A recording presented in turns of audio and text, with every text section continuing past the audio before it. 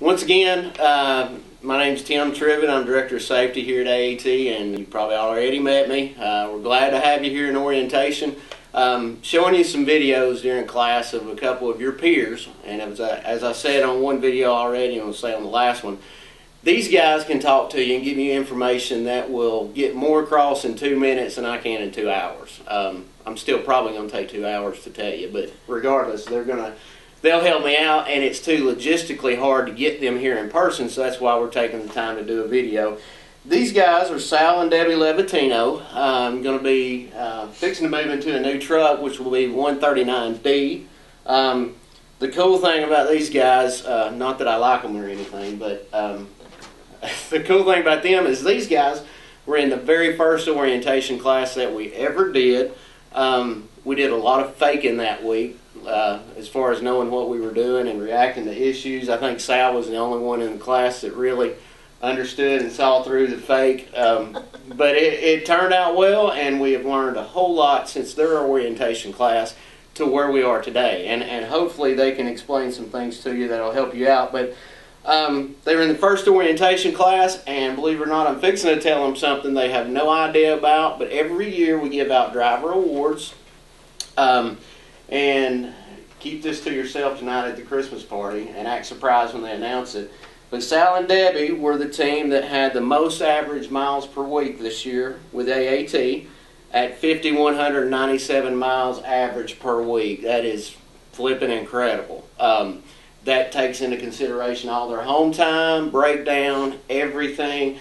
Sal, one of the things they do is when they go home, they always put their truck in the shop. I'll go over that with you later this week, but that has paid huge dividends for them as far as downtime on the road when they're loaded. So I will push you to do that. But I just want to ask you guys some questions. They don't know what the questions are. I want you just to be straight up, honest, help these guys understand. How did you guys find out about AAT carriers? We had some friends that was looking for another job, and we were actually looking for another job also, and they told us about you guys, and so we called you up and called one day, and Tim hired us within 2 days. Appreciate it very much. Company's done as well. Good, and a lot of that has to do with your background coming back clean, so thank you for that. And I'm fixing to ask you a really loaded question since you were in the first class, but other than seeing me fake things, Sal, what was your initial thoughts about the orientation process? One of the most straightforward. I mean, the information that you gave us was good information, you know, irregardless of whether you're prepared for the amount of people that you had to go through. It's good information to reinforce a lot of what we had learned and enlightened us on stuff that we didn't know. You know, pretty much what you told us about the company is what we got. I mean, you know, communication, let you know what's going on, and you can adjust and be flexible enough to adjust ourselves. Really, we haven't worked for a company that has had people as straightforward as you guys here. So pretty much just people you're dealing with, it just you appreciate, you saw. Did you see that from the beginning? As far as, did you have, that's my next question, what were your concerns about coming on board at AAT? And let me kind of take that into your comment. Did you have concerns when you went through orientation as far as, okay, are these guys going to be straight up honest with me? You know, what were some of your concerns about coming? You always have concerns when you don't know who you're dealing with. You know, you can tell us, I'm going to do A, B, and C. Right. And we have to take it at face value. Yeah. You know, the energy and the lack of organization, but the honesty through that, say, hey, you know, we're kind of new at this, you know, we're doing the best that we can. You can tell it. I mean, you know, right. From Jeremy, from Ted, to you, everybody that we dealt with here at orientation, from that point on, it just grew on it. You right. know, you didn't know us. Right. You know, you saw through my fake, and you still hired me. So. Yeah, exactly. You're right. Well, and that leads me to another thing.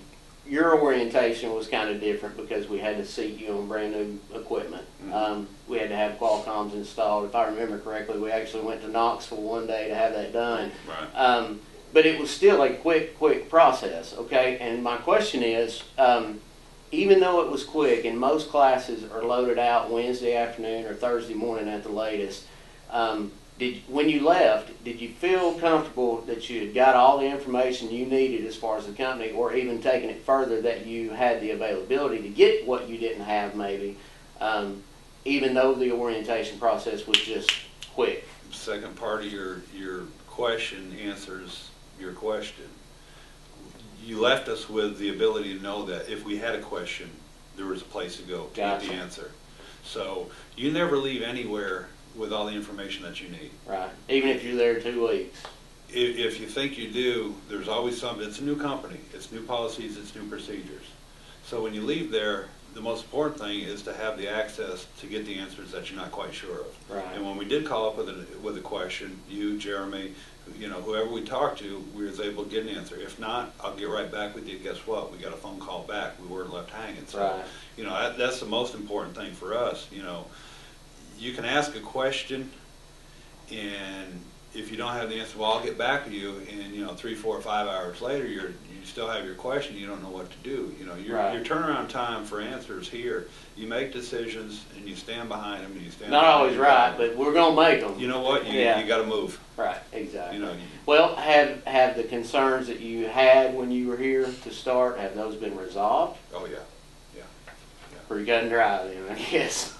Well, good. And this is kind of a tough question, and I'm not purposefully trying to make us look good, but what would be the one thing you would say you're most happy with at AAT Carriers? There's not one thing. That's fair. You said earlier, you put us in a brand new equipment. Right. It's less than 2 years later, you're giving us brand new equipment again. All right? And the bases notice that, obviously. Yeah, the customers notice that. All of the drivers that we have here, I feel, I think they're some of the best in the industry. We don't necessarily get on the phone every day. If you can get me on the phone, it's a miracle. Right. It's the communication when we're off truck, or if there's a question and somebody else is around. Everybody's willing to step up. It's not I got to get mine and forget you. Right. There's teamwork here. It goes from the office. It goes between us drivers out there. It's the organization that you have. Good. That's what you got. Good. Well, this last question, I'm going to kind of stray from the other two teams that I'm talking to, because you guys are company drivers, and most likely the people here in orientation are owner-operators. Mm-hmm. But what we all know, and they're going to hear me say this, we all know there's a rumor mill out there. It probably needs its own department head, as I tell everybody, and I'll tell them later on in the week. I told you guys from the beginning, worry about the steering wheel you're holding. If you have a question, call the horse and get it from the horse's mouth, that being me as the stallion, and you guys have done that. Yeah, I'll give you props, but tell us, what is the benefits of that being to you as far as doing just that, worrying about the steering wheel you're holding? We're hired to drive a truck. We're hired to haul this stuff. Our customers ultimately are the warfighter. We're there to support them. If there's a rumor going around, I don't have time for it. Good answer. I really don't. I don't have time to deal in that. If there's something that's going around and it concerns me that much, I'll call you. Right. And I know when I call you, or I talk to Jeremy, or I talk to Chris, I'm going to get an answer. It's going to be the truth. And there have been times we've told you, Sal, I can't tell you. Yep. Correct? Yep. Eventually we can. So. Yeah, And is that fair? Do you feel like that's a fair answer to you if there's something going on as far as company policy we're working on that I may not have done yet? Are you okay with me saying, Sal, right now I can't tell you, I will? Look, see what I'm saying? When we went through orientation, Jeremy said a very important thing. He says, I won't tell you how to drive the truck if you don't tell me how to dispatch. Yeah, I remember that. And it's true. We are hired to do the job, and our job is to transport. Our job is not to make policy. Our job is to do what the policy is. And, we have a lot more important things to do than to get on the phone and so-and-so said this and that and the other thing. It doesn't work for me. Do you need to It does not work for me. Well, and I appreciate your time, guys, and I hope you've kind of captured what I was trying to get. One more thing, there's a lot of things we need to do better. We know that, but do you feel like that we are daily, as a staff at AAT, from Jeremy to Lorena, do you feel like the things that we do need to do better, that as a driver, do you have the confidence that in-house the staff is doing something every day to improve and identify the things that we don't do so well? If there's something that we have a concern of and we bring it up to you, you address it. Good. It may not necessarily be the way that we want it to be addressed, right, but we don't have the whole picture.